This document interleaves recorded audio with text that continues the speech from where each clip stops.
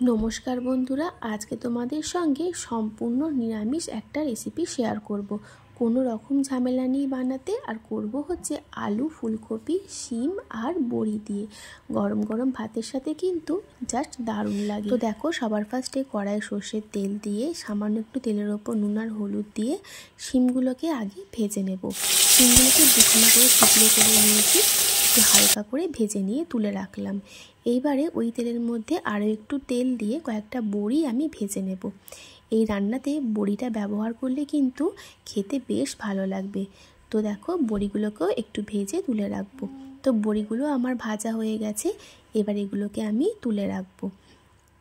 তো ওই তেলের মধ্যেই দিয়ে দিচ্ছি কালো জিরে আর দুটো শুকনো লঙ্কা ফোড়ন। তারপরে দিয়ে দিচ্ছি ফুলকপি আর আলু, লম্বা লম্বা করে আলুগুলো কেটেছি। আর ঝালের জন্য দিয়ে দিলাম কয়েকটা চেরা কাঁচা লঙ্কা। ফুলকপি আলুগুলোকে একসাথেই ভেজে নেব। তোমরা চাইলে আলাদা আলাদা করেও ভেজে নিতে পারো। আমি কিন্তু ফুলকপিগুলোকে ভাপিয়ে নিইনি, যেহেতু সিজনের সবজি, তো ভাপিয়ে নেওয়া লাগে না। তারপরে দিয়ে দিচ্ছি ভেজে রাখা শিম। তো ফুলকপি আলুগুলোকে হালকা করে ভেজে শিমগুলোকে দিয়েও হালকা করে ভেজে নিলাম। সামান্য কিছু গুঁড়ো মশলা, নুন, হলুদ আর লঙ্কার গুঁড়ো, ব্যাস। আর কোনো মশলা এর মধ্যে কিন্তু যাবে না। কোনো রকম আদা বাটা, জিরে গুঁড়ো এগুলো কিছুই দেব না। আর একটা বড় সাইজের টমেটো দিলাম। গ্যাসের ফ্লেমটা লোতে করে দিয়ে মশলাটাকে ভালো করে কষিয়ে নেব। অবশ্যই কিন্তু সামান্য একটু জল দিতে হবে, না হলে গুঁড়ো মশলাগুলো পুড়ে যাবে। তো দেখো, টমেটোটা খুব সুন্দরভাবে নরম হয়ে গেছে। এবার খুন্তির সাহায্যে একটু ভেঙে দিচ্ছি, দিয়ে গ্যাসের ফ্লেম লো টু মিডিয়ামে করে ভালো করে কষিয়ে নেব। তো দেখো, আমার মশলা কিন্তু একদম ভালো করে কষানো হয়ে গেছে। এবারে ঝোলের জন্য দিয়ে দিচ্ছি পরিমাণ মতন জল। একটু ঝোল ঝোল রাখবো, ঝোল ঝোলটাই কিন্তু খেতে বেশ ভালো লাগে সেই জন্য।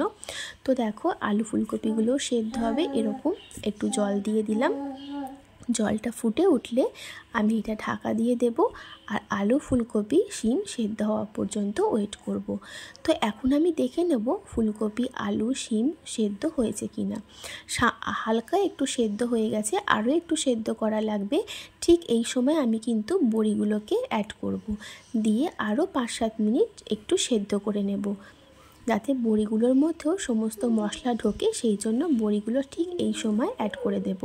তো দেখো, বড়িগুলোকে অ্যাড করে ভালো করে মিশিয়ে দিচ্ছি, দিয়ে এটা আমি ঢাকা দিয়ে দেব আরও 5-7 মিনিটের জন্য। আলু কিন্তু পুরোপুরি এখনও ভালোভাবে সেদ্ধ হয়নি সেই জন্য। তো দেখো, স্বাদের ব্যালেন্সের জন্য সামান্য একটু চিনিও দিয়ে দিলাম। এবার ঢাকা দিয়ে রেখেছিলাম 5-7 মিনিটের জন্য। এইবারে কিন্তু আমার তরকারিটা একদম রেডি হয়ে গেছে। আর আলু, ফুলকপি, শিমও কিন্তু একদম সুন্দরভাবে সেদ্ধ হয়ে গেছে। এটার ঝোল কিন্তু আমি আর শুকাবো না, এই ঝোলটাই খেতে ভীষণ ভালো লাগে গরম গরম ভাতের সাথে। এইবারে দিয়ে দিচ্ছি ওপর থেকে কুচিয়ে রাখা ধনেপাতা।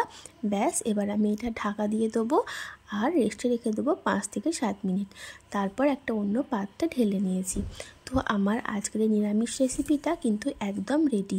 শীতের দুপুরে গরম গরম ভাতের সাথে কিন্তু এই রান্নাটা খেতে জাস্ট দারুণ লাগে। রেসিপিটা ভালো লাগলে তোমরা অবশ্যই বানিয়ে দেখো। আর আমার কমেন্ট বক্সে এসে অবশ্যই একটা কমেন্ট করে জানিয়ে দাও আমার আজকের রেসিপিটা তোমাদের কেমন লেগেছে। আর ভালো লাগলে আমার চ্যানেলটা কিন্তু অবশ্যই সাবস্ক্রাইব করে দিও। তাহলে আজকের মতন টাটা।